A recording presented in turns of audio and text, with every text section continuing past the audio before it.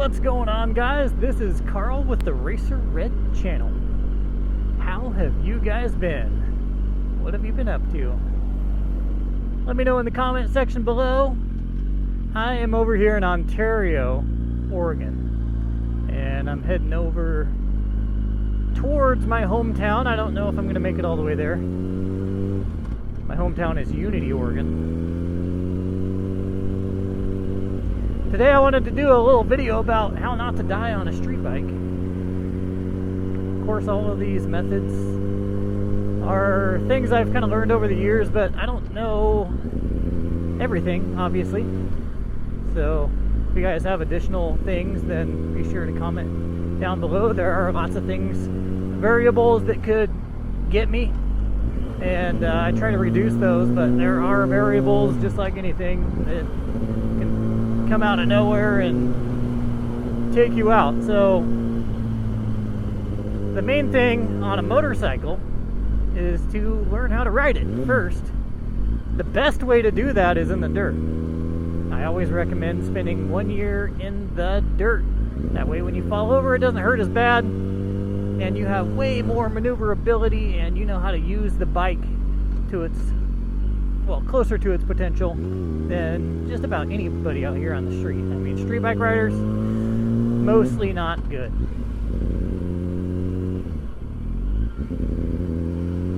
There was a car that I saw on my right there. Did you notice how I responded there when I saw him roll up? That's a way to survive. If you see a car coming and it's going to hit you if it doesn't stop, then make sure you time things to where it'll just go past you. Because I do not trust cars to stop. You need to ride like you're invisible. Ride like nobody can see you out here. That's kind of the same way I tell people in regards to self-defense, is you want to have a good amount of vigilance, but you don't want to be hyper vigilant. You don't want to be stressed out, but you want to take inventory of as much as you can at any given moment. And when you're in the city, that needs to be a little bit more heightened. You need to be more aware when you're in the city. The things that are most likely to take me out are going to be moving obstacles or objects. That is cars, mainly, and animals. I would say cars are primary, animals would be secondary. Those are the top two things. Some things you just can't account for, and those would be pieces of cars, things of that nature.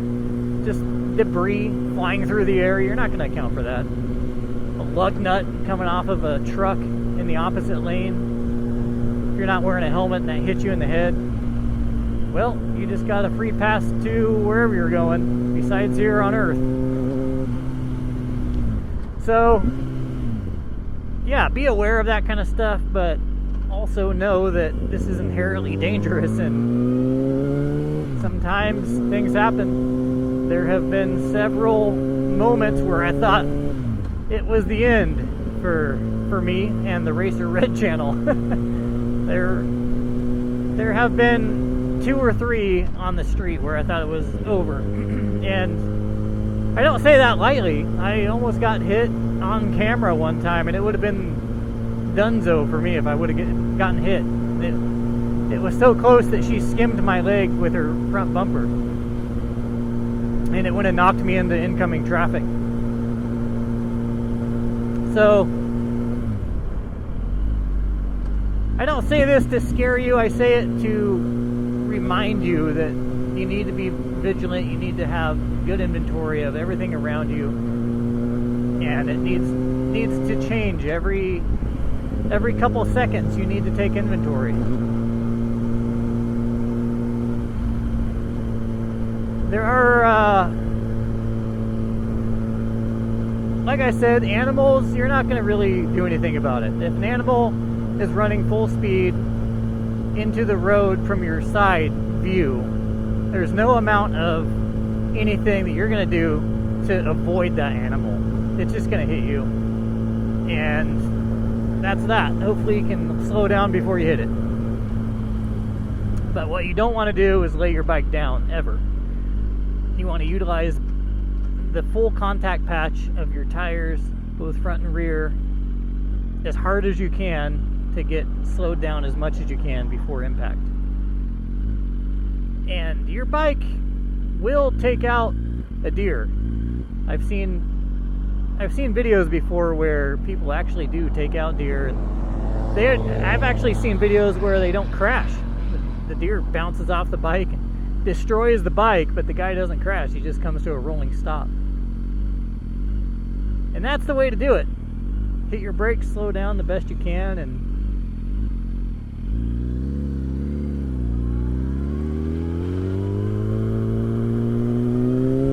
what you shouldn't be crashing from is stationary objects.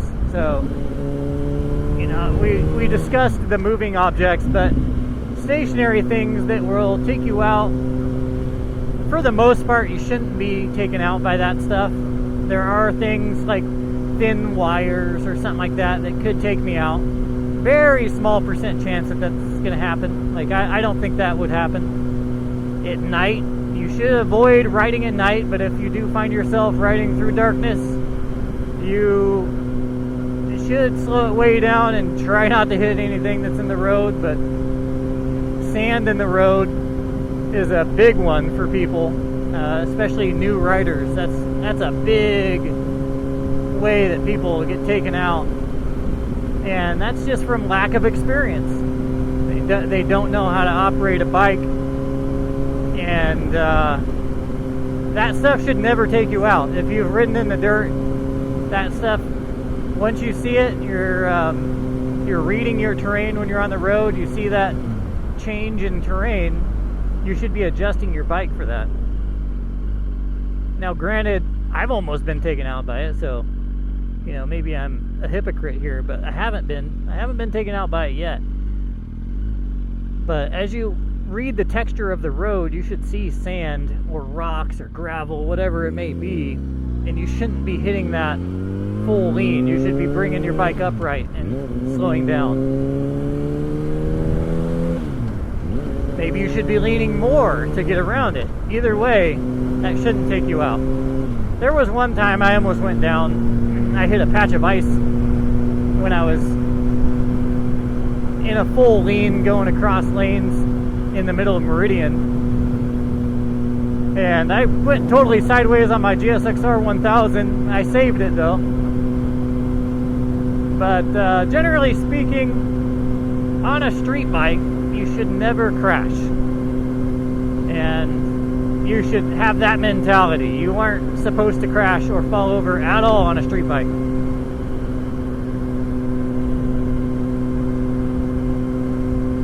For one, the value of the bike just plummets by 50% the second the fairings touch the ground. So your bike is useless once it hits the ground. It has lost most of its value. If I see that a bike has hit the ground, I don't even look at it. The reason for that is that it doesn't take much to bend a frame. I don't know how the bike is going to respond at speed.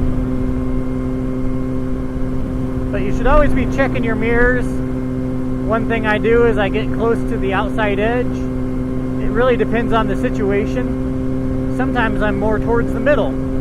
If I'm going at speed, I stay towards the middle sometimes. If there's a high likelihood in my mind that there's going to be animals coming in from the sides, then I will stay closer to the middle of the lane in order to give myself more of a buffer to maneuver around animals. But most of the time I will stay over here further towards this edge of the road. Right here I have a good view. There's a very low chance, probability of any animal coming out and hitting me right here. I have really good view of this side of the road. So that's why I stay on the right hand side of the road in this situation. because I don't need more buffer. What I need a buffer from is traffic coming facing me, because there's a high likelihood that people could be not paying attention and swerve at any moment. And in that situation, I want to be out of the way, because that will kill you. So you want to stay over here where you have as much buffer as possible. Not only for that reason, but to give people behind you the most room to see around you, and also to pass you if they need to.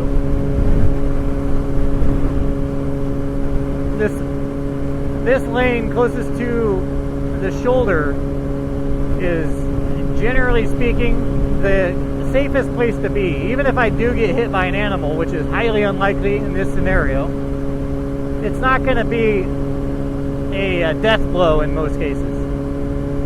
What is going to be a death blow is if oncoming traffic swerves over at any point and hits me because I was over here. So they would really have to screw up to come over this far. And even if they do, I have given myself enough time and buffer, hopefully, to maneuver out of the way. Anyways, guys, these are a few tips and tricks that help keep me alive. These are things that I'm doing that you guys really probably don't notice on most of my videos. I'm just doing it. There's a reason I'm positioned on certain parts of the road at all times, for the most part.